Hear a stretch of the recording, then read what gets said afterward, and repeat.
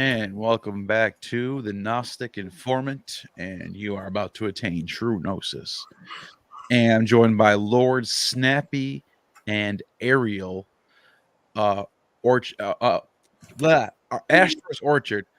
Ariel, it's Ariel. I'm sorry, I'm so tired. I was just telling them Yep, no I'm worries. like tired. It's been a long day. Been up early, got up really early yesterday, and but yeah, let's get. This has been kind of the last minute thing, but we're gonna have some fun anyway. So we're gonna talk about the old gods. There's the names. Okay. We're gonna talk about the old gods. So there's this idea when we talk to linguists and philologists who study language, they say that these gods from the ancient Greeks and these gods from the ancient Indians have similar etymologies in the names and the roles of their gods as Skyfather, Dies Pitar, and Jupiter. But also, you and I, and us three right now on this panel, we've figured out there might be some other connections as well. And so, I'll I'm gonna throw. I don't know if anyone wants to like jump in and just start talking about, because there's this idea that Saturn and Shiva might be related. It's an interesting concept because we're talking about very high, powerful, ruling gods that have a lot of power that are very important. And if they're connected etymologically, that could be a big deal. So whoever wants to just jump on it and talk about this a little bit, yeah, go ahead. Well, I would like to just jump in and just talk a little bit from the Indian perspective here. So, when we're talking about Shiva, it's important to understand that Shiva is seen as sort of like the Adi Dev. He's the original god. So, he's even within the Hindu pantheon, he's seen as the oldest, the originator. He's considered to be Savambhu, which is to have been birthed of himself. And there's all these myths that talk about how, like, Brahma and Vishnu see Shiva as like this gigantic pillar of fire. And they try to go to the end of the pillar of fire. One goes to the top, one tries to go to the bottom, but they never ever are able to reach and they have to give up. So with Shiva, you have this understanding that he's this primordial destructive force, right? Like within the earliest hymns, he's understood as being this Tattvic force that causes the original egg, the Hiram Garba, to shatter, right? And then he causes the original man, the Prajapati or the Purusha, to sacrifice himself and become the universe. So we see this idea of this primordial violence, right? This destructive force that exists outside of time is timeless. And now, when we look at the Orphic side of this, Saturn fits almost exactly, right? Chronos, or the Ionic Chronos, exists outside of time. He is this original cutting force that shatters the golden egg, right? That gives birth to the Protogonos, right? And then it's him later on that sacrifices the Protogonos, right? Yeah. And so that's fascinating because it looks like they have certain roles and they have similar aspects to them, but I've recently come across something that I'm just convinced by. I'm just going to share it. I touched on this a little bit on the last time we went live, but I'm just going to bring it up again because I think this is, the more I think about it, the more I'm convinced there's something going on here, and it's this god Sabazios, the Phrygian sky father, who was with the Earth Mother or Great Mother.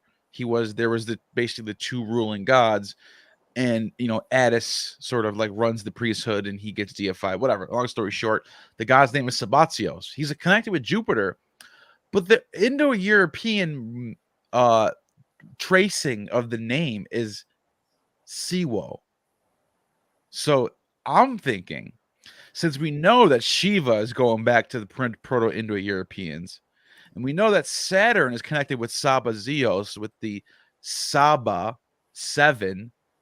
Saturn rules Saturn's day, the seventh day of the week, which is also connected with, Yahweh Tsafaot. That's another epithet for Yahweh, this God who rules the Sabbath. So you Also, got this Saba, Zeos, and then all of a sudden you have with this Proto-Indo-European Siwo. I don't know if you guys can see my screen. I yeah. think that's a definite slam dunk, in my opinion, that these gods are related, especially when you look at Dionysus being connected with this god and the fact that Dionysus has a lot in common with Shiva. Go So ahead, Ariel.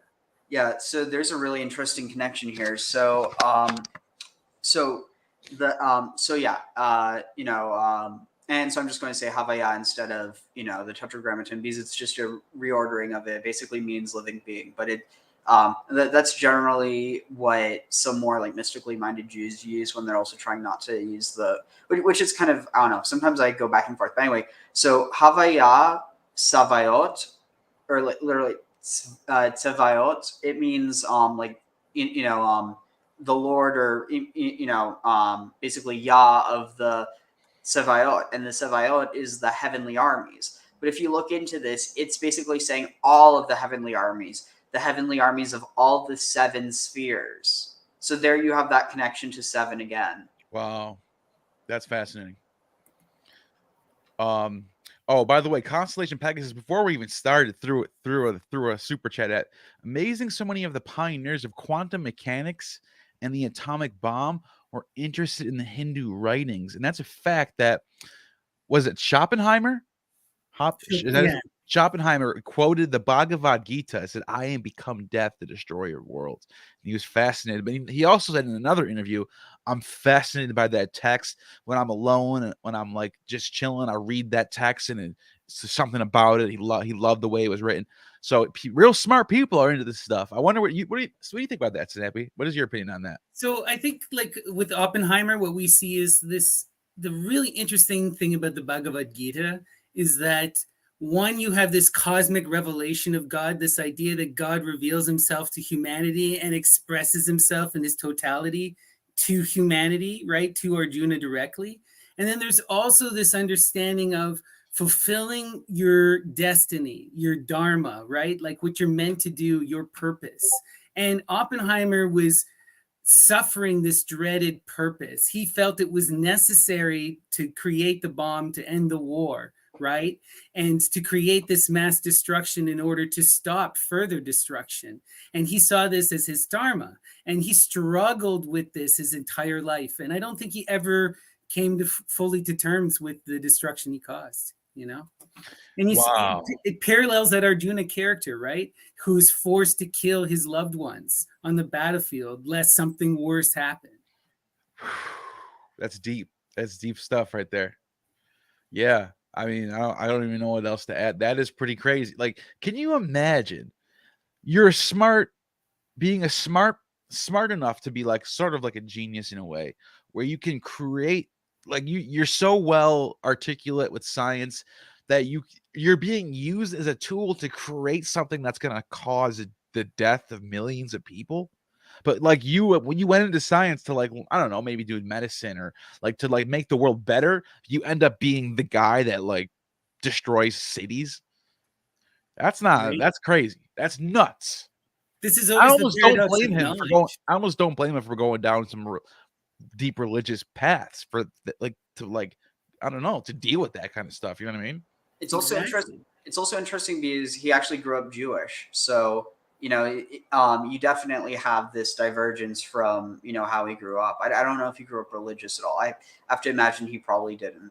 But Sure. Yeah, I have no idea. Yeah, interesting. I didn't. That is interesting. Very interesting.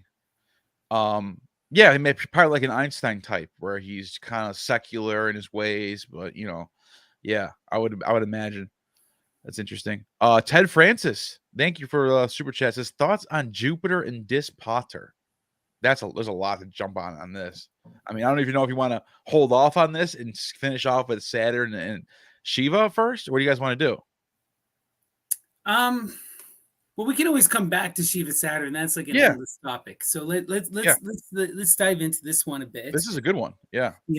I mean, with Jupiter and Dispater, I think what we're seeing here is we're seeing this idea that you get with Greek, with a lot of deities and a lot of different religions, of a light side and a dark side of the same force, right? Like Dispater is the deus who rules over who rules over Erebus, but Jupiter is the one who rules over Olympus. They're like shadows of the same figure. It's a really Yeah. interesting thing. Yeah, you got this, like, once again, the linguist, the brilliant philologist pointed out that if you trace back the Indian Dies Pater with Zeus Pater, Sky Father, you get this Dies Pater, Sky Father of the Proto-Europeans. So it's just fascinating how, once again, it's two gods. And by the way, if you go to the Rig Veda, you know this, Lord Snappy, the Rig Veda, Dies Pater is not the main, like, he's not the ruler god. He's just a minor. He's important. I'm not going to say he's not important, but it's not like Jupiter in Greek mythology. He's not like that at all. Would you No, agree? that role is really taken on by Indra. Yes. Good point. At least within the Vedas. And this is the interesting thing that you get with the Hindu cosmology, is that it evolves and develops and changes over time, and certain deities gain prominence or lose prominence. Yeah, for sure. Whereas, except for someone like Shiva, which is interesting, is that you still have this Shiva Saturn kind of Dionysus figure that persists from the earliest Harappan to the modern day. Yeah, Dionysus and Shiva. I'm always trying to put my finger on why do these two gods seem so similar to me? They just, sometimes they're both depicted as wearing like animal skins. Sometimes both of them have maybe not the same staff. Dionysus has his thrashes, and Shiva's got this trident thing. Yeah. They're both kind of holding some sort of magical weapon or whatever you want to call it. They're both wearing similar clothing. They both look very effeminate, very beautiful, very, very attractive looking, very like there's like an aura coming from them, the way they're depicted, not just in modern art and going back, like when these gods are first being like spoken about. They're sort of similar in that way. You almost got to wonder, is there something going on? Because I mean, we know the Greeks went all the way to India in the 300s, 200s BCE, but I think this even goes before that. Oh, this goes before that, right? Like we were discussing in our first chat there. We really see this beginning with the Minoan Crete civilization and then the Harappan civilization, which predates the Vedic culture entirely, right? We get these, actually, you see these kind of figures all around the world. You get this feminine goddess figure, this Venus, which is associated with trees, and then you get this figure of a horn god, a masculine figure who's usually in some kind of a yogic pose, surrounded by animals with horns in the wilderness, who's also associated usually with drugs, particularly the mushroom. And when we look and we compare specifically Shiva and Dionysus, they're both described as the divine madness. They're both associated with snakes. They're both associated with mushrooms and with cows, right? Bulls, particularly. They're both like that going out into the wilderness, right? Yeah. And there's this idea that you have to go through some kind of psychedelic state to meet them, right? Don't you wish don't you wish this was mainstream religion right now? Like, I think about this all the time. Even as like someone, I'm very skeptic. I'm very naturalist in my worldview, and we all know that. I don't hide that from anybody. But I think about this all the time, and how effective and how popular religion could be right now if it still had some of these ancient aspects from like the Bacchus days or the Shiva. Like, can you imagine, instead of the Catholic Church and the Protestant church, and everybody's just like dressing up and wearing their nice clothes, and every Sunday going to church and singing their hymns, and imagine if everybody was doing some Bacchic revelry shit and drinking fermented wine. Yeah, but I mean, when you really get into the Bacchic revelry, when you really get into the Tantra, it's real religion. It's not real fake. religion, Yeah. but it's hard for most people to stomach because, okay, like let me put it from the tantric perspective, right? Tantra comes from this word tan, which means to weave. There's this idea that you're literally weaving together the fabric of reality. You're healing the world and returning back to the unity. And so a big part of the Tantra is about breaking taboo. It's about going into the dark extremes of the world, because in order to return to the unity, you have to accept and you have to embrace all of the extreme violence. If you cannot heal that extreme violence, if there can't be this radical forgiveness, then you cannot return to the monad. So you see this within the Tantra, but it gets insane, right? Like you see people and not eating only corpses, eating shit, eating vomit, ooh, destroying their bodies. But wow. this is the idea of what it takes. If everything is God, right?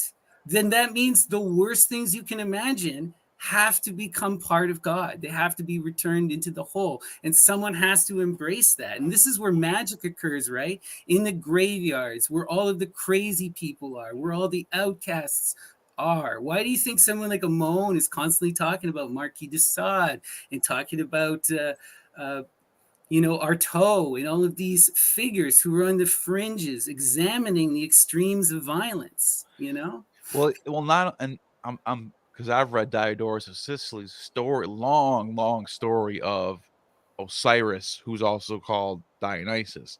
He doesn't even try to like go with just one and he literally says, "This is a story. The Egyptians call him Osiris, the Greeks call him Dionysus. Here's the story." But he's a warrior.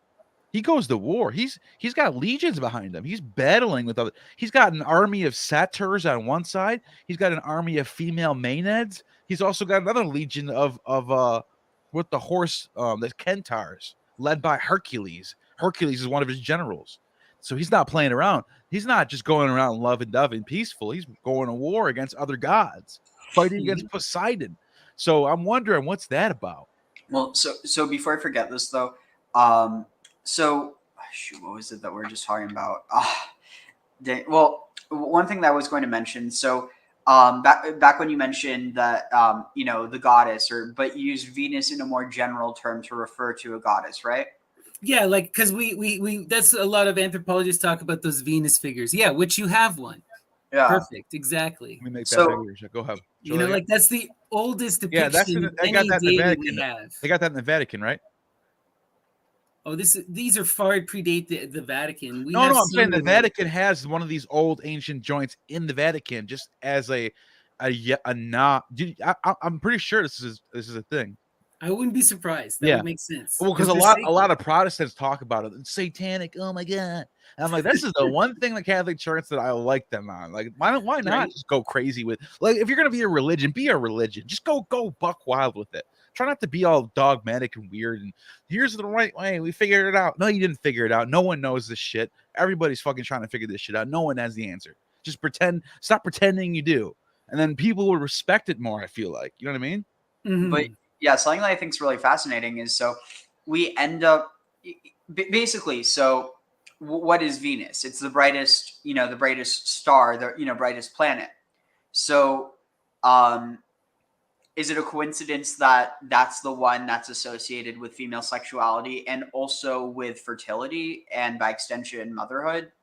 And it's just kind of interesting that, Venus ends up becoming like the very, sexualized for the sake of like male pleasure, as opposed to, or maybe not exclusively male pleasure, but basically it's very like much more about this idea of the male gaze, or it's kind of like the idea of being, attractive to, usually men. Not to say that there wasn't lesbianism in the ancient world, but basically just this idea of that there was a certain norm, but really you look back far enough and you see that Venus is just associated essentially with all women. Yeah, well, we have to examine these whore figures that we see within the ancient world, and we have to understand that epithet was not something that was derogatory. These were, especially like within Sumer in Babylon, these were powerful women who were able to achieve a certain type of social status through having many lovers, and they lived free, independent lives. And it's nothing different than a lot of women live today, right? Right. It's nothing wrong with it at all. But it was this was a way for women to exude power, to gain social status, and it was seen as like a sacred thing. Yeah, I was gonna say there was something sacred about going. There was the temple prostitution that was held sacred to the high priest. So much prostitution. It wasn't like something like it wasn't like a strip club. I'm not saying it like that. They just had a way different way of looking at it. It's almost hard to even wrap your head around. I like to how think of different it like things are. my opinion. I think about it as like these celebrities who are worshipped, and people give them Good. gifts That's and a good point. patron them. That's a good And point. But yeah, I think Amon would probably argue they were exuding more than just power. no, for sure. Sure. They're exuding a lot. They're doing a lot, right? But we also have to remember too, it's very deeply sexual. Like these texts Yeah. are talking about, like the whore Babylon having her vulva plowed over and over and over Yeah. again. Yeah, when Tammuz, the beautiful shepherd god, when he gets sent down to Hades, the underworld, Ishtar starts mourning over it. I can pull that up actually. She's, who's gonna plow my vulva? Mhm. That's like she's mourning over this. She lost her lover. And like that was not like that was the normal sacred text that people would sing.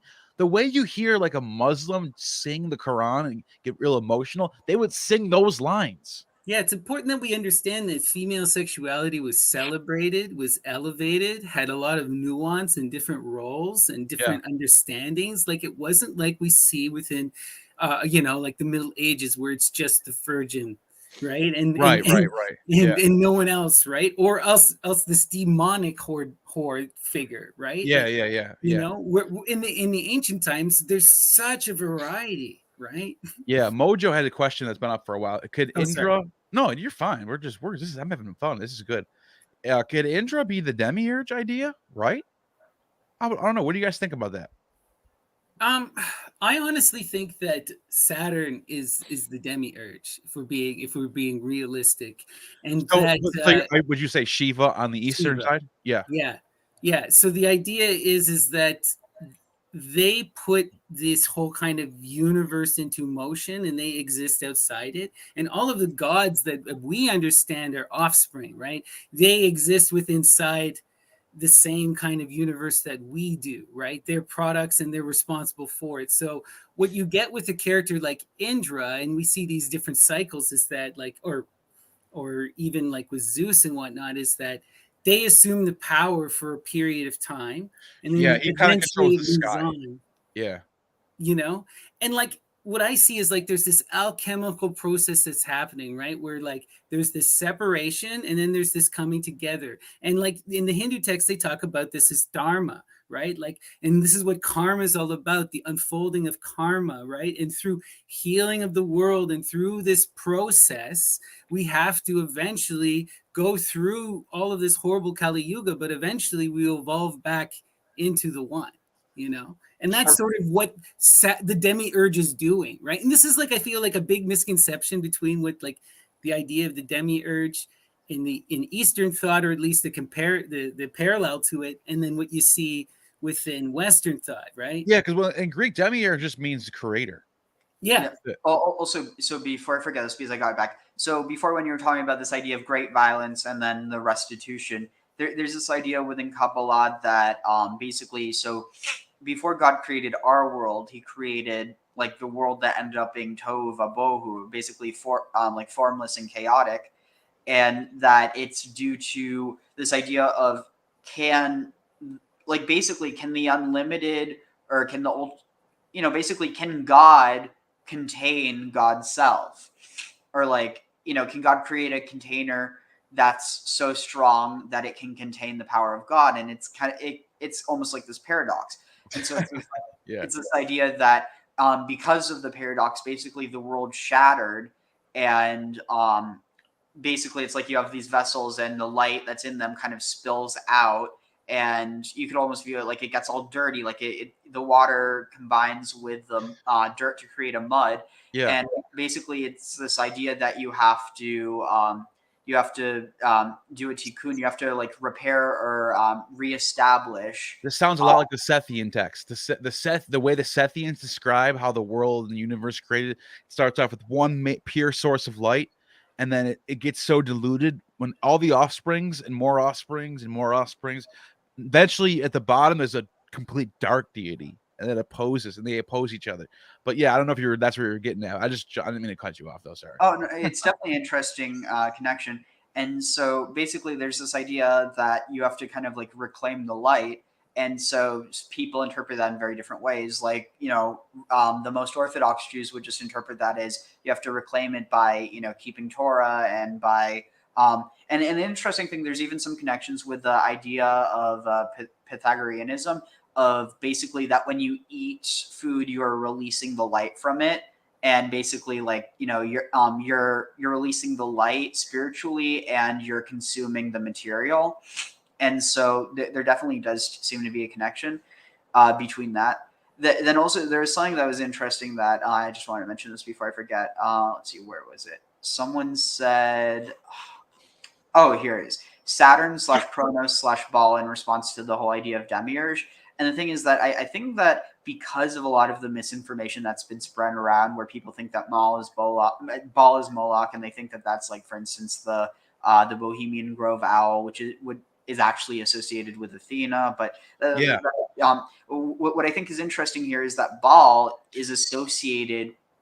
Honestly, Baal is another name for the Tetragrammaton. Yeah, but not only that, if you ignore all the internet nonsense, Baal, when you read the story of Baal, he's more in line with Zeus than he is with Saturn all day long. It's El. If we're looking for a parallel, El is the Semitic god that represents Saturn. Exactly. Yeah. And you have the what's the author's name? Coogan? Coogan. Michael. Yeah, Coogan.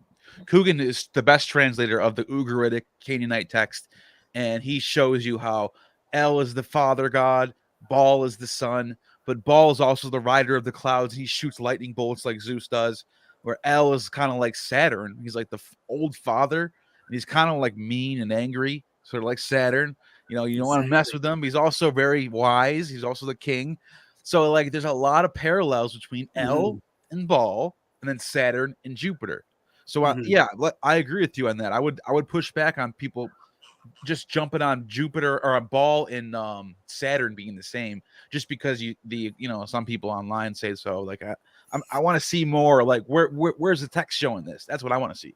Exactly, right? I also think there's some really interesting stuff going on in the Upanishad text when they're talking about deity and stuff. Like, they describe the original deity as Brahman, right? The absolute unity, right? The neti, the not this, the not that. But the Brahman, right? Even though it's in this state of absolute eternal peace, it doesn't like to be there. So it causes violence to itself, right? And through this, it separates into the two primordial forces, the Prakriti and the Shakti, all right? Or your conscious matter, right? And then your Shakti, your force, your eroticism, your violence, right? So again, there's always this understanding that, like, the one becomes many so that it can know itself, but the act of separation is a horrible, violent act that causes the suffering of the world, right? But it's also the separation is necessary so that we can understand what it means to be divided, so that when we return to the one, we can appreciate and understand the one. So it's like this alchemical process of evolution that's taking place, where life has to unfold and then return back and go through this karmic suffering, this dharma, this process of purification and healing, so that we can go back to that unity again, and this is what this creation is all about, right? It's a cyclical thing. Absolutely. That was well said. This is a good point by Yellow Psych. Make religion sexy again. That's my religious affiliation. Well, I think what we need to be understanding here is that we need to practice compassion, and we need to approach this from a more of a spiritual place than a religious place. Religion is about binding oneself, right? It's about forming a sort of an opinion and a letter to Allah, and then not breaking that. And you can do that. There's magic within this. But I think that in the modern times, we need to be careful about how we bind ourselves, like don't put blinders on. Don't just swear yourself into the sand to some mythical idea. Like, we need to balance magical thinking and scientific thinking. If you have too much of one or too much of the other, you screw yourself. Sure. So there's also something that I wanted to bring up, or here we can take this first. No, you can go. Yeah, sure. Go ahead. So here I'm sharing my screen. Well, do you want to? Okay, sure. Yeah, that's fine. I didn't know if you wanted to wait or not. Oh, That's fine. It's so up to you. yeah, so it's interesting because the idea, we tend to think of, at least within a Western context, of the demiurge as being male, right? Yeah. Yeah, I would say so. Yeah, I mean, it gets complicated with Shiva, but yeah, for sure. Yeah. So here, listen to this. So this is from Proverbs. So when he strengthened the heavens above, so he being God, when he strengthened the heavens above, when he fortified the basins of the deeps, or the fountains of the deep, when he set his statute to the sea, when he set his name or statute to the sea at the creation that it split at the time of Moses, when he etched out the foundations of the earth, I was then his nursling, and I've brought this up multiple times. Ve'ihia etzlo amon. This word amon is the Hebrew word for demiurge. It means artificer, architect, master workman, skilled workman, skilled workman or master workman. It's also, and this is the thing that's interesting. Why is it such a common and powerful name? It's the name of a king of Judah, the son of Manasseh, a governor of Samaria, and a descendant of a servant of Solomon. And Yeah, so, that's interesting. and on top of this, it's even correlated here in, according to, what is this, this translation or whatever, it's saying Amon or Amun, to nourish or to be faithful, but it could also be to craft. And an Egyptian god, originally the local god of Thebes, later. Oh, and check this out. This is gonna blow your mind. Guess where his Amon's temple or oracle and temple is? Oh, Siwa. Siwa. Wow. Spelled exactly the same as Shiva. Siwa. It Right? just translated over SIV/WA, which would be the oldest way to spell Shiva in Sanskrit. You know what I mean? That the same way, like the 4 letters. So it's interesting how that works out. But Yeah. that's great. Yeah. Just to be clear, though, for anyone who doesn't catch this, not only is this talking about wisdom, but this is talking about feminine wisdom, literally like Sophia. This isn't just some abstract concept. This is literally Proverbs is very clear that wisdom is a feminine aspect of the deity. So that's a very interesting point. And not just that, I think you'll probably, Snappy, you'll probably get some ideas from this from a Vedic perspective.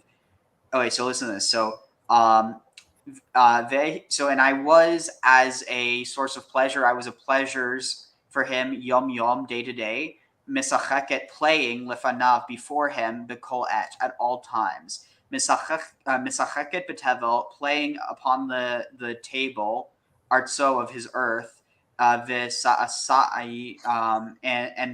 pleasure, or taking pleasure, et bnei Adam, in the children of Adam. And then she says, and now, children, listen to me. For this word, fortunate, but literally blessed or happy, ashrei. So here you even have a connection to possibly Asherah. Happy are those that keep my ways. And so that's really where it gets interesting, because it's connecting this creatrix, basically the creatrix of the world, because it's also interesting that it says on the 7th day that God rested. So there you have another connection to 7. But technically, Hakadosh Baruch Hu, like the one it's saying that is he, technically he didn't do anything except oh, I wonder if when he's speaking things into existence, he's basically commanding her to create. Interesting. I never thought about that. That's definitely something to think about. B Bear, thank you for the super. Hi, Sappy. Have you read the Katha Upanishad? I literally happened to be sitting right next to me. I have this. This is only just a couple of them. I know there's like hundreds of these things, but I got the Katha. It's the first one on here. What do you think? Nakaketa is sacrificed by his father 3 days in the underworld, then returns with secrets from the god of death and Yamas, an analogy of the chariot before Plato. He's not. B Bear is not lying. This is literally what it says. This is gonna blow your mind. It says Kata, the secret to immortality. It says, on a certain occasion, Vashabasa, hoping for divine favor, performed a rite which required that he should give all his possessions. He was careful to sacrifice only his cattle, and these only such were useless, the barren, blind, and lame. And then Father, I too belong to thee. To whom givest thou me? His father did not answer, but when Nakikata asked the question again, he replied, I give thee death. And then so then it says that he goes for 3 days. I'm jumping ahead a little bit. I'm looking for the text. For 3 days to the land of the death, for the king of death. And let me see what else happens here. And then seeing him alive again after 3 days. So there's resurrection too. Yeah. And I That's mean, crazy. Okay, so like, yeah, I've read the What is Katha going on with this? Upanishad, and it's not the one I'm the most familiar with, but really Yeah. the heart of the Katha Upanishad is this idea of the Atman and the Brahman, basically the self and the ultimate truth, or what you could say is like form in the formlessness, right? So this really gets into these like Platonic ideas of form, but basically there's this yogic process that's understood like the chariot, right, is this idea of the Atman, who's the chariot is your body, and then the Atman is that which drives the chariot. And if the chariot is destroyed, the Atman persists, and it's the form of the Brahman in the individual self. So it's like the embodiment of deity in a sense, and like through yogic practice, we can realize our formlessness in our form, right? We can, through knowing the self, we can know the Brahman, okay? And we can come to this ultimate realization of truth. And that's how you achieve moksha, liberation. Can I ask you this? When is the Katha Upanishad written? It's like heavily contested. Okay. So what do you think? I know you're into this. You got a degree. Yeah. What is your takeaway? Like, what would you say if you had like a rough estimate? What would you say? It's a later part of like it's probably around like 1200, I'm guessing. Okay. It's like, again, like this is not one that I'm the most familiar with. So this is not like 400 century BCE, maybe, like. Oh, this is BCE? Yeah. You're not saying 1200 CE, right? No. So that century, I'm thinking like this is mind blowing because you have a text that clearly has a dying and rising motif, 3 days, and a resurrection. Clearly, it's not like we're like stretching or making it fit. Like this is what it said. Look at this. Yama was absent, and the boy waited without food, drink for 3 days. The Brahma enters the house. Let's see. Where's the I think I might have passed the resurrection. Actually, what does Yama mean? Yama's the god of death. Yeah. Wait, Yama. See, look at the Yama. He's the lord of the underworld. He's the equivalent of Hades. Yama's like Pluto, Hades, right? Yeah. I thought Yama was the one who was sacrificed. No, that is Purusha. Okay, and Purusha, Parash.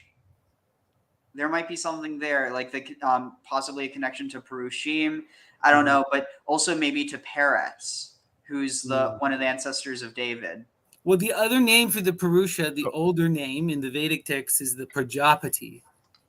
Right. Yeah. Prajapati. So let's see. Like grain, the mortal decays, and like grain again springs up is reborn. Like, that's our Dionysian rite, right? Yeah, this is our Dionysian rite. So let's think about this for a second. When we look, forget about Christianity. There's more connections to be made before we get to Christianity. Look at 3 days. Here's the 3 days thing. Let's see, sacrifice. Okay. Anyways, just let me finish this thought real quick, and then I promise I'll let you go. So we have this text. It's ancient. It's all the way on the other side of the world. And then we have these other texts of Tammuz, who goes down into hell for 3 days, and then Ishtar runs down and saves him, brings him up. As she brings up Tammuz, the dead is raised up with him, crops grow, there's an agricultural layer. Here, once again, we have like grain, the mortal decays, and like grain springs up. So we have an agricultural layer, both in all these texts around the world. Osiris, same thing. Attis, Adonis, Tammuz. This is all way before Christianity. Forget about Christianity. We're not even close to Christianity. This is way before Christianity. The question is, what do you think is reflecting the world in agriculture that makes people put these myths together in a similar way like this? Well, I think like from our earlier talk, like we were talking about, a lot of this has to do with these. Number one, you're mimicking like what we see with Saturn, especially, right? You're mimicking the idea of these gardener myths. What does Saturn do? Right? He plants us like seeds, and then he cultivates us to develop fruit, ever rewarding fruit. But he also eats the fruit, so he's both our savior and our destroyer, right? And you see this connected, like this Persephone. agricultural imagery, right? Persephone bites the pomegranate. Now, and like Eve, by the way, the cry for Persephone in the Bacchic mysteries is Iwa, Iwa, Iwa. It's a mating cry. So you think there's like but here's the thing: instead of getting kicked out of heaven, she gets stuck in hell. So there's a similar aspect where biting the fruit sort of like kicks off this like cosmic penalty, I guess you would say. So what's going on with that? I think Like there's I think what we're seeing is a few different things that are happening. Is one, the sacrifice is clearly all about trying to recreate and perpetuate the world. They believe that they need to participate in this in order to continue the world going forward. And then there's also this understanding that you have to die in order to be reborn and to change and to develop. And I think when our ancestors started to transition into farming societies, they started to notice this, right? As they started to cultivate plants, they noticed that the plants started to taste better. you need right? manure. You need exactly to make life. Right? That's From gotta, death that's we the make head life. Right. And they're cultivating these things over generation, and then they start applying it to themselves, right? Yeah. They're doing the same thing. Yeah, it's a direct parallel. The whole idea of being created in the image of God, that we also create in the image of God, that we sow and we reap in the image of God. Yeah. And also just another thing before I forget this. So someone brought up the connection between Ewa and Chava, or how it would have been pronounced originally, Chawa, and that's the name of Eve. Also, another thing. So according to the Hellenistic Book of Jubilees, which again, it's probably based on something older, but it's heavily influenced by Hellenistic thought. It talks about how like there's the implication that there's already death before they are eating of the fruit, but eating of the fruit is actually making them aware of it.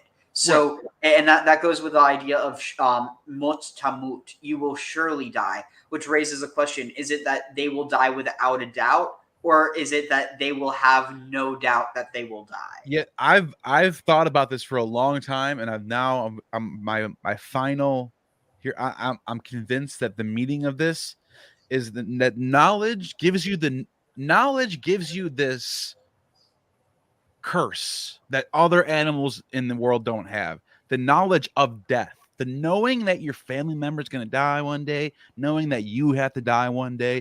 You look at a squirrel out in nature running around on the fucking trees. Do you think they're thinking about their uncle that's going to pass away 6 months from now? They don't. That's not on their mind. Humans are cursed with the knowledge of death. That's what I think that means.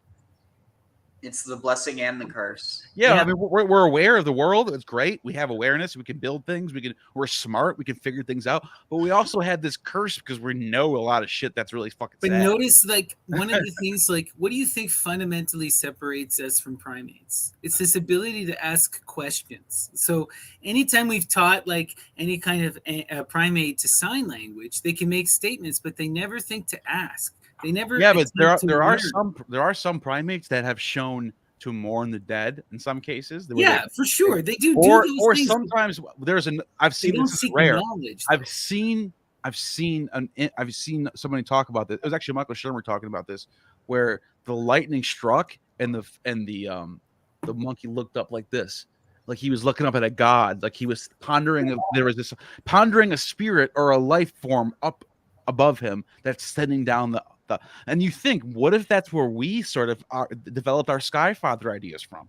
Just saying. Well, I think what separates us is this ability to be rational. We have this rational mind, this ability to ask questions, and then the ability to pass on this information across time and space, to pass it on generationally. We can build upon the generation before, right? We can have one genius come up with one idea, and then everyone else reiterate it until it's adopted everywhere. It takes over the world. You know, Yeah, We see this time and time and time and time again, right? We're constantly evolving and we're constantly self-correcting, right? there's no doubt about No that. other animal does this.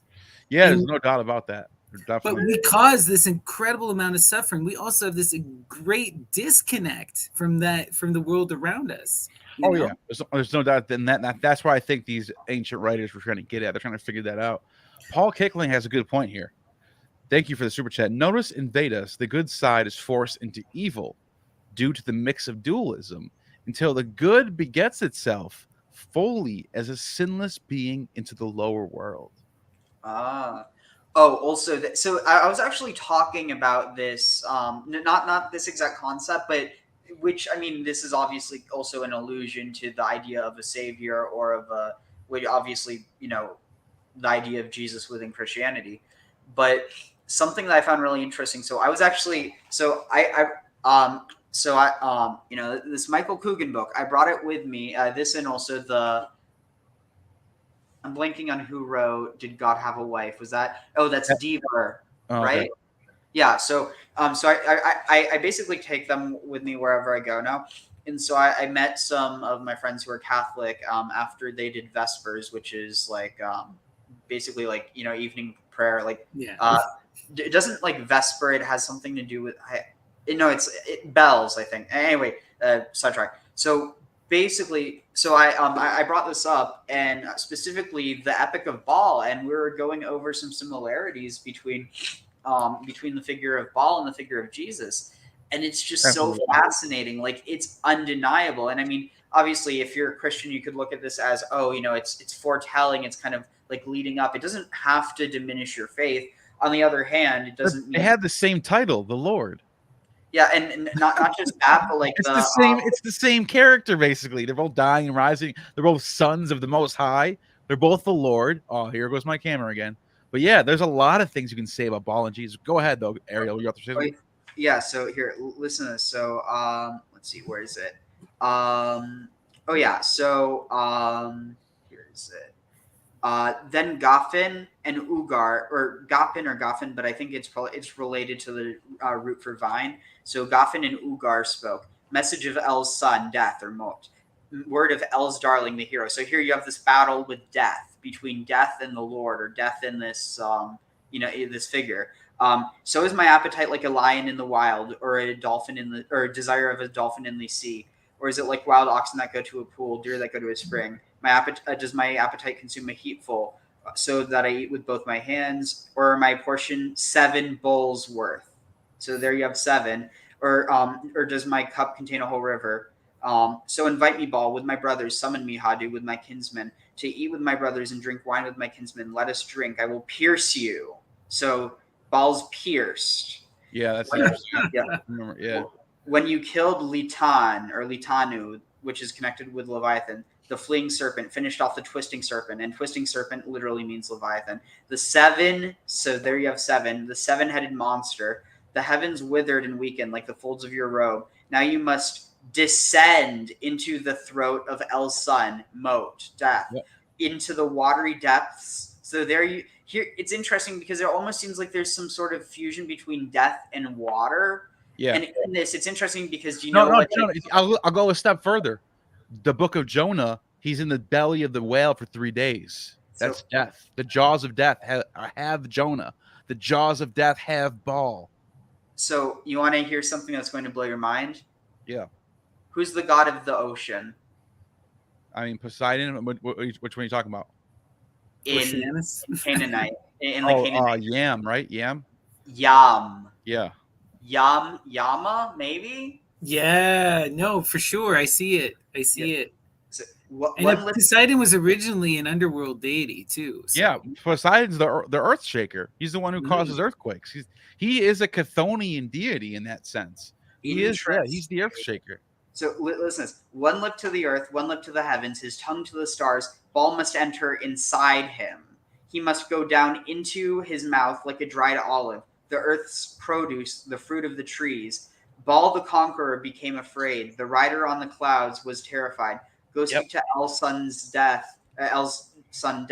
Recite to El's darling the hero. Message of Ball the Conqueror. Word of Conqueror of Warriors. Hail El, son's death. I am your servant, yours forever. So listen to this. So Well, and real quick though, notice how he's the rider on the clouds, just like in Revelation. Jesus will return riding on the clouds. Go ahead.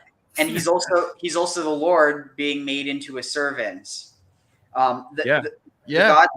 The gods left. They did not delay. Then they headed to El's son Death, to the midst of his city, the swamp. So there you have a connection with water, the pit, his royal house, filth, the land of his inheritance. They raised their voices and declared message of Baal the Conqueror. Hail, I am your servant, yours forever. El's son Death was glad. But what's just really, really striking about this is let's see. Okay, wait. Let me see if I can. It might be before this. Yeah, it is. Okay, here it is. Let's see. So, let's see here. Okay. No, it's the page before. So, or actually, you guys talk in the meantime. All right, yeah. While you look for that, I'll read the next one out from Paul. Thanks for that super chat. But he hit another one, so that's perfect. So I can read the next one. In my own opinion, new religions from 600 BC to 400 AD all have the commonality of a savior who finally grasped in his mind the separation of good and evil from each other. It's not a bad point at all. It is the savior.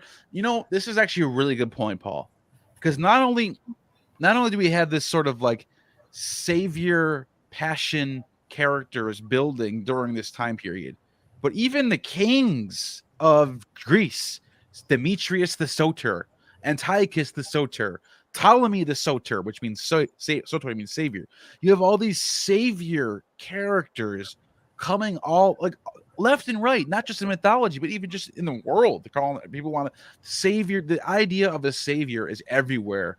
But like in India, right? I think about one of the earliest saviors we have is the Mahavira of Jainism. That's the 6th century BCE. Yeah. And he talks about 24 Tirthankaras, and of which I think, 23 precede him. You know, so it's like there are all these traditions and these ideas of saviors, and I think like it's going a lot back further. And again, I think it comes out of these earlier ideas, these earlier sacrificial cults, right? Yeah. And again, it has to do with these psychedelic experiences. Absolutely, that's a good point. And Paul has one more after that one. This is what the new covenant is. Example: now the humans know, and this is both a blessing and a curse.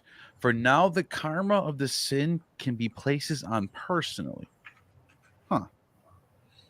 Trying to think what you mean by this karma of the sin can be placed on personally. Okay, all right. Yeah, I think what it is that every person can contend with sin on an individual level, right? Sure. Like there's this fundamental question that we have to ask ourselves as a human species, and is that can we change? Can we grow beyond ourselves? And I think we all kind of recognize this in our current state of the world, is that something drastic needs to happen. There needs to be some kind of upgrade, right? As we currently are behaving and have behaved, we are not able to do what is necessary to solve the climate crisis as it currently stands, right? Are we going to be able to conquer the stars? Are we going to be able to evolve to something greater? I get what you're saying, but you know what I'll push back on is the idea of people looking for an outside figure to be the savior of themselves. That is one aspect that I think could be detrimental. If you look at a lot of this stuff, though, right? Like Jesus, I think a lot of this is a misconception, because when you really get to these gurus, right, they are savior figures, but what do they always tell you? They tell you how to save yourself. Right? It's through a process of emulation, right? Sure. The Buddha is nothing special. The Mahavira is nothing special, right? Yeah. You know, and these people show you how to, through emulation, right? Okay. Yeah, I don't have a problem with that. And this is one more from Paul quickly, and then I'll go right to you. Paul, thanks for dropping all these super chats. I really appreciate it. I love how you're adding to the conversation. But just to keep it, just so I don't have to separate all of Paul's stuff from, I'm just going to finish this off. The Watchers and Archons are trying to make us commit the sin so they can be washed from the karma. but they still will be able to manifest what they wanted.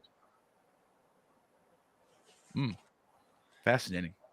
Yeah, I'm not sure. Like, I mean, when I think about like Shaivism and Tantra, there's this whole idea of overcoming and toppling these ideas of sin, right? There's this understanding that if you were to go and to see things from the perspective of God, that what we perceive as violence and horrific isn't, like death and decay are just a transition into a new form, right? And we have to learn to forgive or to get over this or to understand suffering before and process this before we can return back to the one. Yeah. Did you find that yet, or because do you want me to read the next one? Go ahead. So this is like really huge. So first of all, listen to this. So two things. I found two things. So I'm going to propose two things. So you have this figure of Baal, the king, and then you have Kothar I don't know if it's Kothar Wahasis or Kothar Wahasis, but basically the craftsman god, basically Hephaestus. So, but Kothar Wahasis replied, "You'll recall my words, Baal." And he repeated, "Listen, Baal the Conqueror. I put an opening in the house, a window in the palace." But Baal the Conqueror replied, "Don't put an opening in the house, a window in the palace." So the next lines are damaged. They apparently give Baal's reasons for declining Kothar's suggestion. Baal refers to Pidre and Tale, two of his girls, as well as the figure of C, and apparently how he spat on Baal. Basically, he's afraid that his daughters will be abducted through the hole in the wall. Yeah. But Kothar Wahasis replied, "You'll recall my words, Baal. They built his house. They erected his palace. They went to the Lebanon for wood, to Sirion for the finest cedar, the cedars of Lebanon. There to the Lebanon for wood, to Sirion for the finest cedar." Then it's talking about basically the construction, but it's clear that this idea of his house is being mirrored in the Phoenician or Canaanite temples, and by extension, the Israelite ones. Oh. And any thoughts on that before I go on to the next part? No, yeah, that's interesting. Right. So this is another part. It seems like it's recounting what happened. So let's see. So where is this? Baal. Column 5. Baal seized Asherah's sons. He struck Rabim on the shoulder, and Rabim is probably connected to this idea of like Mayim Rabim, like the great waters. So it basically means like great ones or something. He struck the great ones on the shoulder, Rabim, whatever that is. He struck the waves, which I'm guessing is Galim, with his club. He trampled burning death to the ground. This is after. I think this must be after he returns. Like after he's resurrected and he kills. Yeah, we lost the text about his resurrection. If you're reading, I get what you're reading. Coogan's thing, it's confusing because he dies and then you're like, well, okay, what happens next? And then also he's back again. The reason for that is because Coogan's not making up what happens in between. We don't have that text. We lost it. So the glorious resurrection of Baal text doesn't exist. It's gone, but it's there. We know it's there because he's back in the story. Like, how does he back in the story? There's actually two theories on this. Maybe there's not a resurrection text like Yasion in Greek. Yasion is a dying and rising agricultural deity, but they don't say that he resurrects. It just happens every year. So it might be like that, or the other option, which I think is probably more likely, is there is a text of him resurrecting. We just lost it. So I think it's probably has to do with this idea of him being the grain that comes back, because you have this idea that when a knot, which it's not Ishtar in this story, it's a knot. So like it's not Aphrodite, or basically it changes to the more Athena-esque figure. But what's interesting is a knot is more like a Cully figure. Well, definitely. But what I mean is like Athena. She's also definitely tied to Athena. They both have this virgin title. They both they're both depicted with shields and a sphere too. They're also connected with the idea of the bloody head of the demiurge. Yeah, a lot of classicists think that Athena is the Greek hand me down from a knot, from the Canaanite knot. I've heard that a lot from a lot of people. So which would make it 10 times more fascinating if we had her being tied to, you said it was Kali? Yeah, Yeah. you see a lot of parallels because she wears the skulls, right? She's Yeah, associated with death and disease, right? And again, you see these triple goddesses all the time, where it's like you have the goddess who's the virgin, you have the goddess who's the mother, and then you have the goddess who's death, right? So in India, that's Kali, Parvati, and Durga, and then and in the Canaanite one, it's Anat. I'm trying to remember now. But yeah, it parallels directly. Yeah, that makes sense. Who were the other ones that you were talking about? There's a virgin figure, and then there's a mother figure. You always see this. So wait, like the idea of like mother, maiden, crone, kind of almost. Almost like Demeter and Persephone, you know, like Diana and Diana, exactly. Athena. Mother, maiden, crone. You see this kind of thing, but not necessarily tied to age, more so to the idea of death. Yeah. Right? So in that case, it would definitely be, say, the maiden would be, well, I mean, so in this case, you'd probably have, was it like the death figure be Anat, you'd have the mother be Asherah, and then the maiden would be Astarte. But exactly, yeah, that makes sense.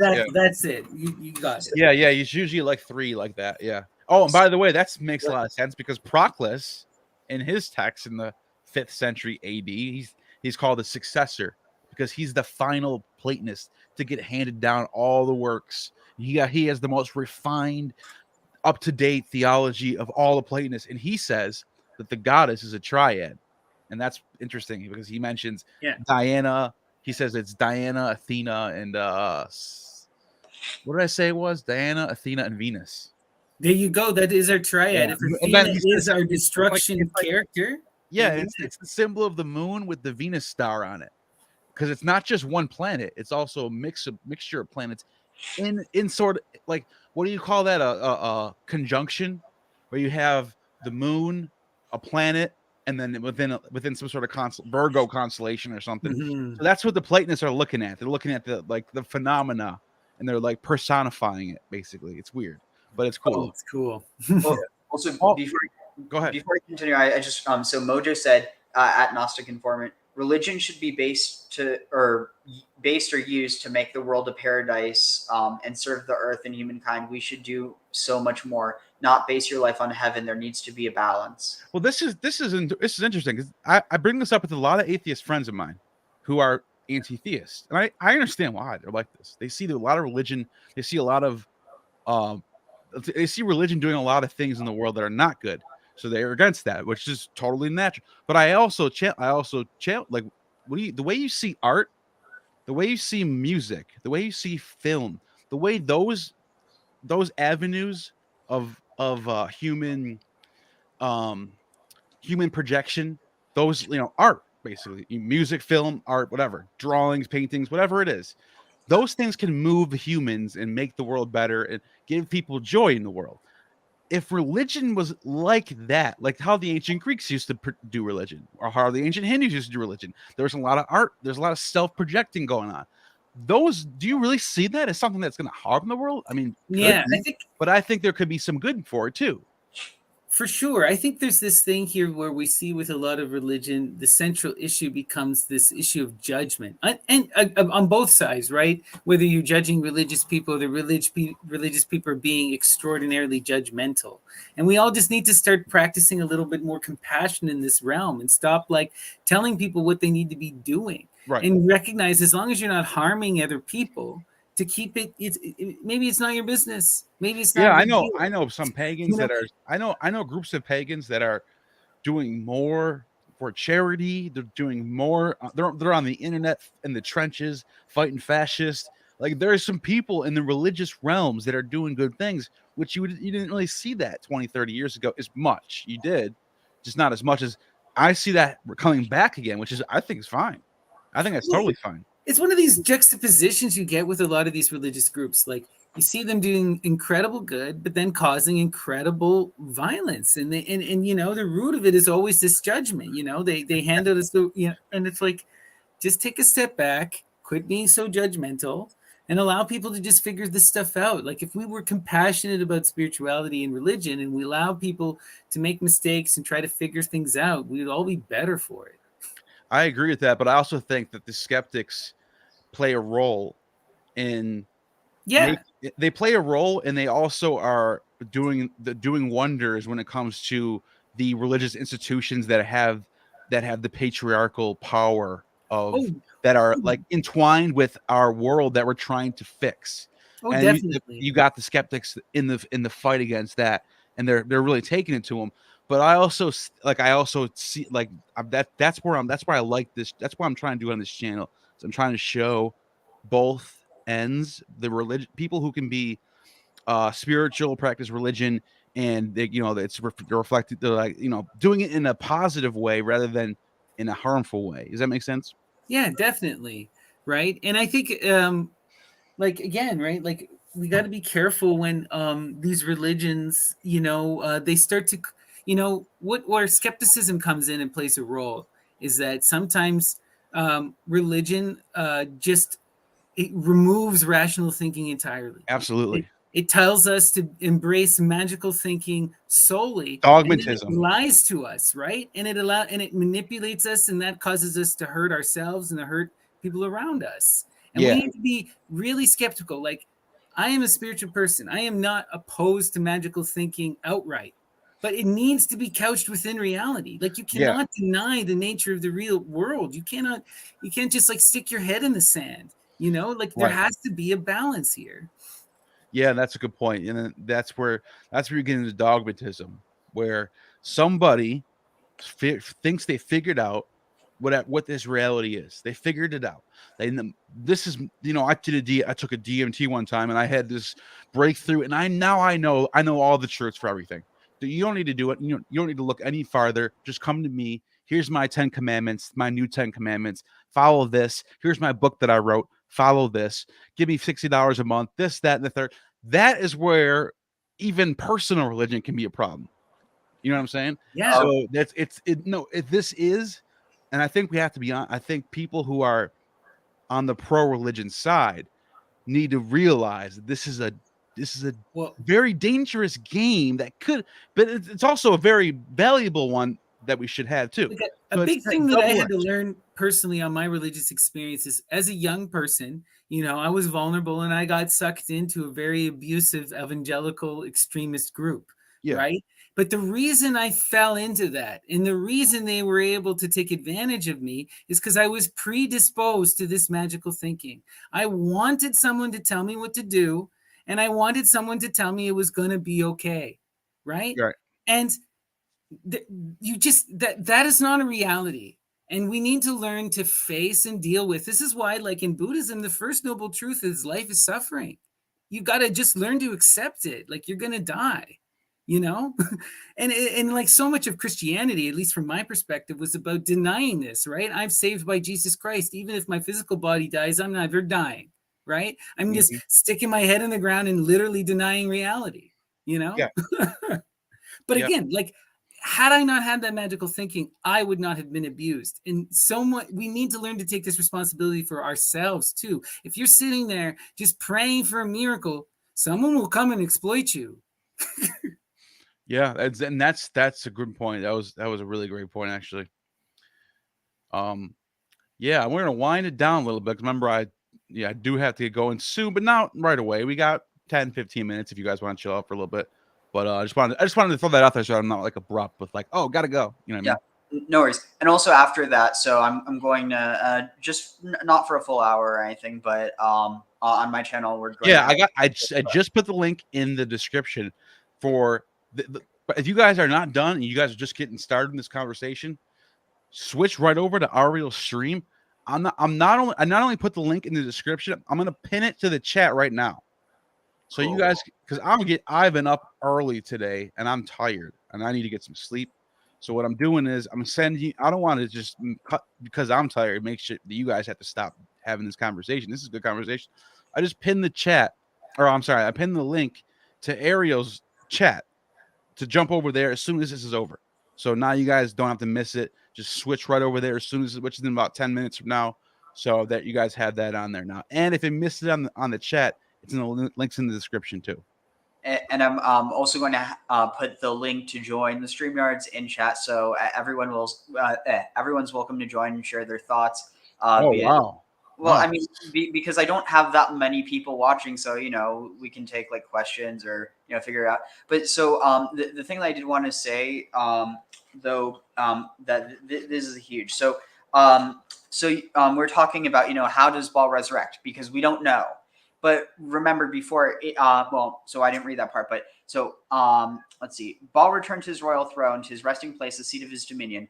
The days became months, the months became years. Then in the 7th year, which is the Shemitah year, or the sabbatical year, El's son Death spoke to Baal the Conqueror. He raised his voice and declared, Baal, because of you, I experienced shame. Because of you, I experienced... So also another thing, it's important to mention that this all happens after Death, or Mot, swallows Baal. So everything that happened to Death happened to Baal as well. Oh, wow. So, Baal, because of you, I experienced shame. That's also something that Jesus experienced because he was, stripped. And Yeah, there's that idea. Yeah, I get that. because of you, I experienced splitting with a sword. Not quite, but piercing. Because of you, I experienced burning with fire. I mean, that's where it starts to kind of fall apart. Because, then you actually have this idea that Jesus, talks basically that, people who, go against his word, which again, it's not in the context of him as God, but just of him as a prophet speaking for God. This idea of, experience, because of you, I experienced burning with fire. So this idea of hell. Because of you, I experienced grinding with millstones. Not quite, but Jesus does say anyone who harms one of the little ones, it would be better that millstone was hung around their neck and then they thrown into the sea. Because of you, I experienced winnowing with the sieve. I'm not really sure about that, but so basically he's being ground up with millstone, or so he's being cut with the sword. He's being roasted with fire. He's being ground with millstones and winnowed with a sieve. Because of you, I experienced scattering in the field. So he's sown like grain or like the seeds. Because of you, I experienced sowing in the sea, and then he's sowed in the sea. Give me one of your brothers that I may eat, and my anger will turn away. If you do not give up one of your brothers, then I will consume humans. I will consume the multitudes of the earth. So the implication is that Baal is like almost like a sacrifice in place of humanity. And so what's really interesting here... That's as clear as it gets on these ideas that eventually become what Christian theology is. Like, you could see, and not even just by Baal, but all over the place. You know what I mean? Yeah, unfortunately, I'm not able to find the specific thing I was talking about before, but it specifically references that El basically lets Baal die. And reading that, it's a clear reference. Wait, is this here? I think it might be here. Wait, no, but basically he talks about how El chooses to let his son die, not as if like, oh, I'm just going to let him die, but it's almost like this hard decision, and it definitely rings of this idea of Eloi Eloi lama sabachthani. Interesting. Mika Valen has an interesting question here. Thank you for the super chat. Is there a direct connection between the Devas and Asherahs and Titans Olympians? And doesn't the Zoroastrians have the same system as the Vedic religion? It pretty much does have the same system as the Vedic religion. It's just from the other side, right? You see the Asuras versus the Devas, right? And within the Indian pantheon, the Devas take on the good role, and within the Zoroastrian pantheon, the Asuras take on the good role. Yes. But the linguistics are the same, and we can even trace it back to the Bactrian Margiana civilization at Gober Tepe, where we see the original Soma Homa ceremony, and we can see that like a proto version, right, that existed before these groups broke off and then sort of evolved and mixed with the local indigenous populations in the places they settled. And not only that, you have Mika, you're absolutely right in the sense that Ahura Mazda is called the Good Titan. It's one of his titles. The Titans are also looked at as the the evil gods in the Greek mythology, whereas the Olympians are not only the good gods, but they're even called the Dewas, the Dias, the deities. And So you have the Dewas once again, just like in the Indians, get flipped over back to the Greeks again. It's funny because the Zoroastrians are in the middle of the Greeks and the Indians, and it's almost like they're almost playing both sides from the middle.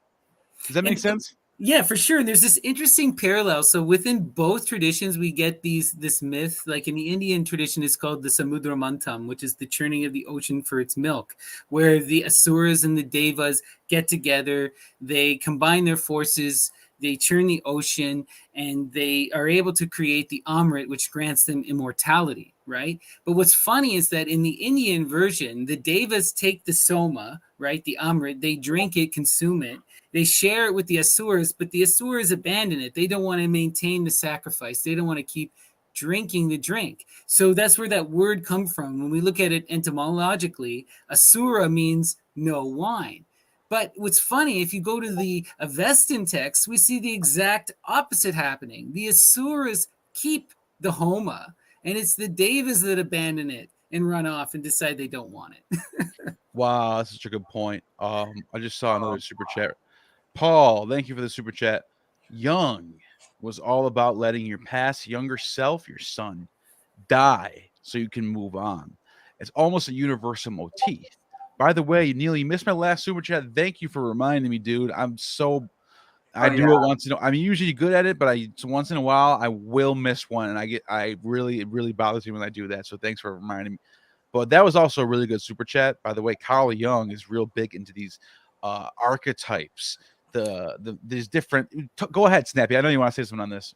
Yeah, I think it's important too. Like we highlight someone like Dr. Ehrman, who makes a clear connection between the work that Carl Jung was doing, especially within his Red Book, and the Orphic Vox, and this idea of this Saturnian religion that's continuing across time and space, right? Like he's doing what these other figures are doing. He's creating and imagining these deities that he's conversing with. And he's going through this death and this rebirth cycle in that novel. Wow. I'm awestruck. I just realized something. So, just holy crap. Just before we cover this. So, I was just scrolling through, or not scrolling through, but it's basically talking about I think this is the love that one day passed, then two, the days became months, maiden and not approached him, referring to El's son death. Like the heart of a cow for her calf, like the heart of an ewe for her lamb, so was Anat's heart for Baal. Now, this is exactly the same as Ishtar and Tammuz. Is that what you're getting at? No, but that's literally what that is, though. So that's interesting, though. People have pointed out that the Anat weeping for Baal is the Ishtar weeping for Tammuz, and it's also mentioned in the book of Ezekiel. Became a sacred rite. Weeping for the dead god becomes a sacred rite long before Christianity for Easter. When you go to Easter church, they're weeping over Jesus. That's a sacred rite. Weeping over Tammuz or weeping over Baal. Also, they do it in the Phoenician religion. Weeping over Adonis. Weeping over Attis. They do this in all over the world. Osiris. So it's a big deal. It's because you're weeping. What you're doing is you're weeping for agriculture. Winter comes. All the crops die. You're about to go into a world of hell for like 3-4 months until springtime comes back. That's the weeping for the dead god, and then the god rises back up again in the springtime. All the crops come back. What happens? Why is it a knot? Why is it Ishtar? Think about this. Why is it the goddess? Because when springtime comes back, fertility comes back. Everyone's happy. Everyone has food. The weather's good. You feel good. You go out and you go mate. Fertility and agriculture are married. They go hand in hand. Look at the animals in the world. When do all the animals have their mating seasons? Midsummer, spring. It's always in the good time. It's never in the middle of the winter. You don't see animals mating in the winter time. They're hibernating in the winter time. That's because fertility and agriculture are married. Tammuz and Ishtar. Okay, so you want me to blow your mind? Sure. Okay, so any idea where else we see this motif of the cow and the ewe? I think it's Osiris, or was it Joseph? So this is very close, but think who came before Joseph? Osiris. No, like in the lineage. Oh, Jacob. But who else came before Joseph? Abraham. No. So Just say it. The two people who came before Joseph were his two parents. Yeah. Okay, so, and this is really fascinating. So Rachel means ewe, and guess what Leah means? I forgot. Wild cow. Oh shit, that is pretty cool, dude. And Not so gonna these lie, are that is pretty. That's gotta be a connection. That's gotta be real. That's gotta be a good one. so Hands down. Yeah. but yeah, so that's just so striking because you have this idea that and also there's something else that, I mean, it's a whole other topic, but basically the possibility that Benjamin being connected with a wolf and that he's the daughter of the lamb, that there might also be this idea that he actually, because he's the reason she died, Ben Oni, the son of my affliction. There's like it's a completely exegetical or like it's not from the actual Bible, but it's kind of read into it that Benjamin was a werewolf, and that's why everyone was so afraid that he was the one that Joseph wanted to keep behind, because if he was away from his father for too long, that he would. I mean, it's completely, but Who says that? Is that rabbinical? I think it's like someone in the medieval times or something. Yeah, it's interesting though. It is interesting. Also, So, I yeah. just want to take 1 second and plug the Myth and Lore Discord before I forget about it. Yeah, So why don't you? Can you put that in the chat? Yeah, Yellow Site. Can you pop a link, or Ariel or someone? There in you the go. chat? Definitely. Well, the only problem. Please come join our By the Discord. way, if you like the nerd out stuff we're doing now, this is nothing compared to what's going on in that Discord. You will see me in there every 2 hours, dropping a link, showing a screenshot of a book I'm reading. I'm always in that shit, dude. I love it because this is what I do. And we regularly do after chats, like after Neil's streams or after Ariel streams or Dr. Ramon's streams. So jump in there and have a conversation. It's fun, yeah. Mm-hmm. All right, so I'm posting in the private chat. That way you can, because I don't think there's. No, I'm not gonna pin it just because I have your link pinned, and it'll be easier to find. And that way, when they go, when they do go over, you can pin it to that one, and that way they can. Oh well, what I'm thinking, and well, I copied the wrong thing, but unless you'd rather me pin the Discord, but I feel like you guys are about to keep going, right? Yeah, we're gonna keep going. So keep the real stream. I'll keep that. So my idea though is you can copy it into the comments, because it won't block you from posting it, but it'll block me. Oh, okay. I'll do it. Is it right there? Yeah. It's the second one. Okay, I'm doing it right now. Yeah. Also, this link, it should never expire. I set it. Yeah. What's going on with that? Every time I share a link, they expire within the next day or something. It's set to expire by 7 days by default. It seems. Oh, is it 7 days? Yeah, but you I must have shared the same one again. All right. So, but yeah, if you want to cover the super chat that way. Yeah, the super chat is from Paul. Thank you, Paul. Arepo, Christ, controls his left hand. Sator. So this is one of those Sator Rotas. Let's see. Do I still have the image of the Sator Rotas? No, I lost that. I did have it on here. But anyways, I'll pull it up in a second. Let me finish reading this first. Controls his left hand, because people are like, what the hell is he talking about? To cut his plants, which he seeded with his right hand, and reap with the same back in the opera rotation of Dharmic world by eating it into his mouth. Wow. First of all, Paul, if that is, let me just pull up the Satura Rotas square so people know what you're talking about, because they're going to be like, what the hell did he just say? All right, so this is an artifact that was found in the ruins of Pompeii. And there's a bunch of these Sator Rotas. I'm going to post the picture of it. Inscriptions in Pompeii. And they didn't know what it was. And they found out they're like these puzzles. But not only are they puzzles, they spell out the words, our Father and their Savior. So there are some scholars that think it's either Christian or some sort of proto-Christian Greek monotheistic world religion or something happening. So that's pretty interesting. Now we hear super chat. repo Christ controls. If that's true, if you figured out this puzzle, if I was you, I'd start emailing some scholars and asking what they think, because I don't think anyone's really figured it out yet. So I'm pretty sure that this is related to the Saturn square too, right? Yeah. Or what they talk about in the China is the low shu. I mean, you see all of these different types of mathematical squares. Yeah. You know, Definitely. and go ahead, sorry, Ariel. Oh, I was just going to say, like, I tried doing a similar thing, like translating into Hebrew wasn't a perfect match, but it's just so interesting. It's like it plays on a different part, different part of your brain, so much so that like it almost gives you a high. It's interesting. Yeah, there's something fun about these things. They're like ancient, like crossword puzzles, basically. Like here, so right now you see on the screen, Rotas, Opera, Tenet, a repo. And those are that's usually how it comes stock. But people have rearranged those letters and gotten this. They gotten this. Pater, which is father. Pater Noster, which is our father. And then Alpha and Omega, AO, and then Omega and Alpha. And then Father Noster. So there's another way to rearrange the letters. You get your Our Father out of it, which also could be Saturnian.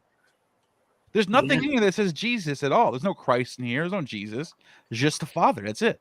And that's what the people who are people who argue against this being a Christian say. Show me the evidence that it's Christian. There's no Jesus in here. There's no Christ in here. It's just our Father. So that could be Father Zeus for all we know. And that's a really good point.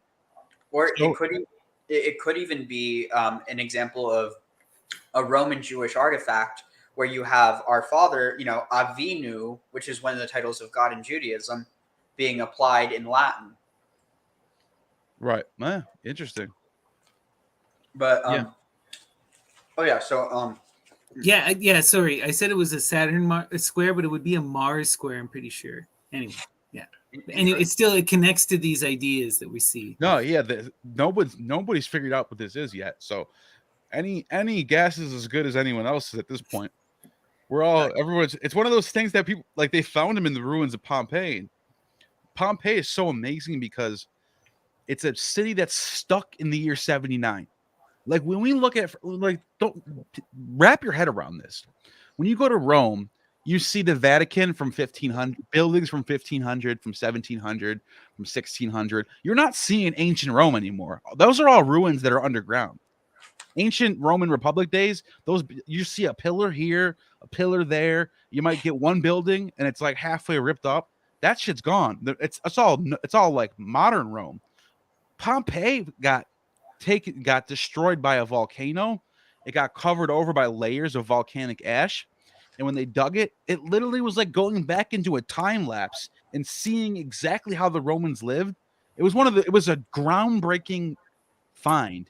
There's so much cool stuff there. Like most of our understanding of the cult of Dionysus comes from the Villa of the Mysteries and looking at the frescoes there. You gotta go. If you're into that stuff, you gotta check out the Villa of the Mysteries. Yeah, it's a big one. Yeah, right. And like we've actually Temple of Isis too. Yeah, we've even managed to map the genome of a couple of the people who died in, I think it was the Craftsman room. Anyway, like there's so much cool shit going on in Pompeii. It's one of the most important archaeological sites ever. And there and one of the things that blew people's minds was like, okay, this is a Flavian era city, and what was happening? Egyptian shit. The culture was there's so much Egyptian culture happening in the 70s in Rome, which was like a lot different than people thought. People knew they were doing it. Like we knew the Flavians built a temple to Isis. We knew that Greeks been doing that. We didn't know to the extent that it was that like every other building had some Egyptian, some sort of Egyptian style going on. Like it was like they were really into Egyptian stuff, dude. It's kind of cool actually. So yeah, I mean, and you can even see like the Egyptian revival that happened around the turn of the century in 1900s. Yeah.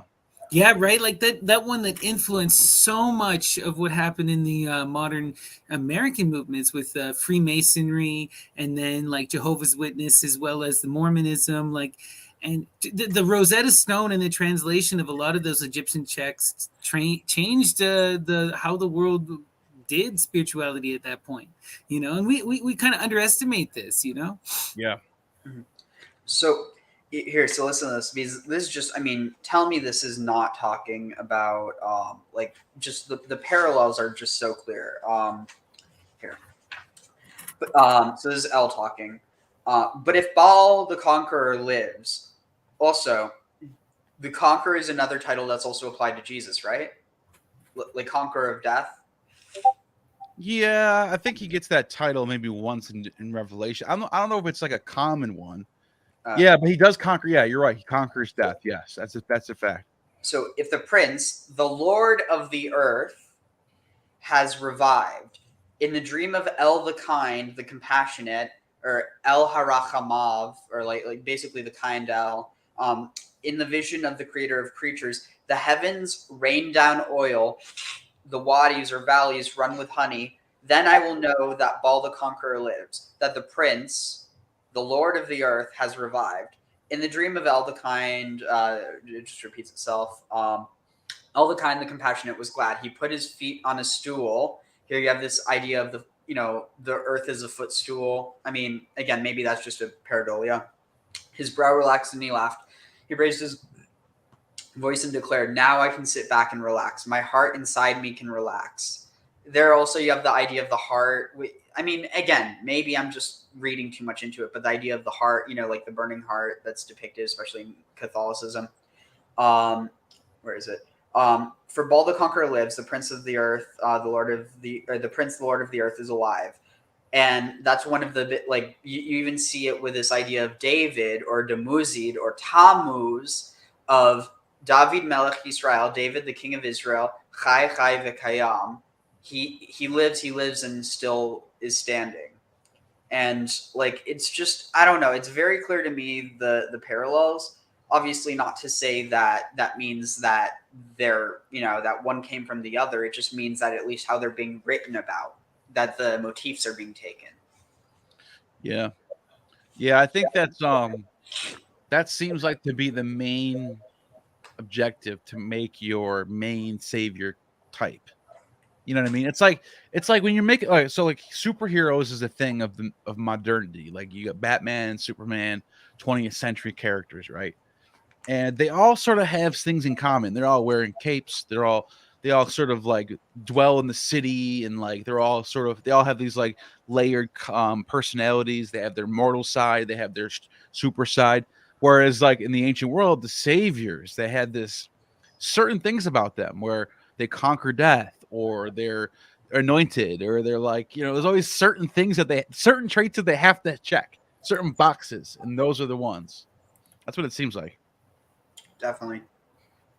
Well, it's interesting too that you bring up something like superheroes, because many people have made that connection, right? Like superheroes are analogous to the ancient gods. There are modern gods in a certain understanding, right? They represent cultural greats and huge ideas, and this is why someone like Grant Morrison in his book Super Gods even talks about how to like summon and talk to these kinds of figures. The same thing with Alan Moore talks about this.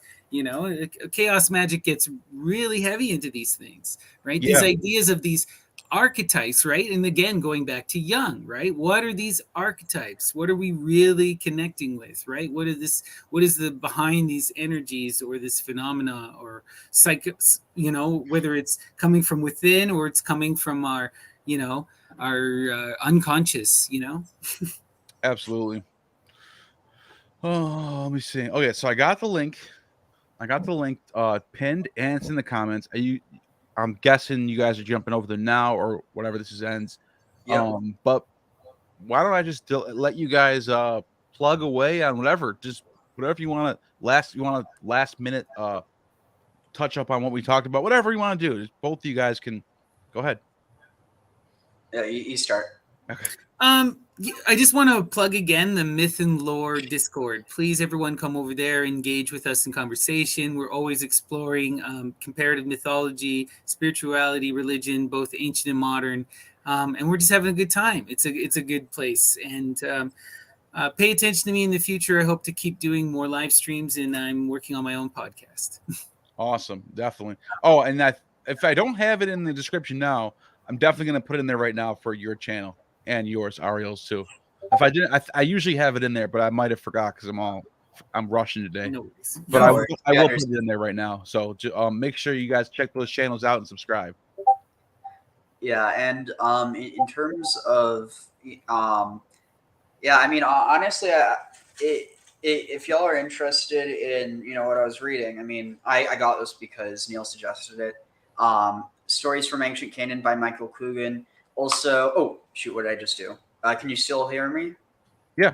All right, cool. I was afraid I accidentally closed out. All right. Then there's also, Did God Have a Wife by William Deaver? That's really good as well. And if you're interested in the connection between cannabis and, I mean, basically the goddess cult in the ancient world, check out Chris Bennett's stuff. I mean, that man is honestly a modern prophet. Like, he is unearthing the past, and like he's a really, really great guy. And also, you can reach out to him relatively easily. I mean, that's what I did, and it's not like I didn't even have a freaking YouTube channel, or like I had no presence whatsoever when I reached out to him. And like, so he doesn't care about people being big or not. So he's a really, really good guy, and he's done some amazing research and has revitalized the study of cannabis within the historical context, at least within the Americas. Yeah, and in terms of books that I'd like to recommend, if you're more interested in this connection between Shiva, Dionysus, and Saturn, please check out the works of Elaine Danilou, specifically the book Gods of Love and Ecstasy, as well as Shiva and the Primordial Tradition. Those are both great reads. I also highly recommend checking out the work of Dr. Ehrman. His book on Jesus, gynomorphs, and hermaphrodites is incredible. And it's a lot more deep. And the Chemical Muse, and he also has one on sexual rights within the church as well. But yeah, definitely check out Dr. Ehrman's work if you're interested in this kind of deep look at the Saturnian side of things. And before we go, if anyone's watching this tomorrow or the next couple of days or a year from now, I now officially have your channels are both in the description and the Discord, and the link for the next stream. So all those links are there. No excuses. Everyone should be there. Also, just before we head out, so I just wanted to give the name of Chris Bennett's book. So he has, let's see, Chris Bennett. Sorry, I just need to pull it up real quick. He has Liber 420. Oh, yeah. Which is amazing. So Liber 420, it talks about the connection between cannabis and the occult. Then there's Cannabis in the Soma Solution, talking about the connection between Halma, Soma, and great book. Well, that's a nice big one too. A nice big one. Yeah, a lot of illustrations in there. Yeah, tons. Oh yeah, that's awesome. That kind of book right there. Big giant books with lots of pictures. It's crazy the amount of references. Like anytime anyone in the occult world mentions cannabis, that's like a Mary Beard book right there. It's in here. I'm getting the other. Let's see, where is it? Shoot. Speaking of Mary Beard, this is the one I just got. The one classical art from Mary Beard, where she just lays out all the ancient Roman and Greek art. It describes where they came from, who made it, what it means. It's amazing stuff. So here's Cannabis in the Soma Solution, and then Liber 420. I've got it too. Nice. It's worth checking out. And with that being said, you have just attained true gnosis.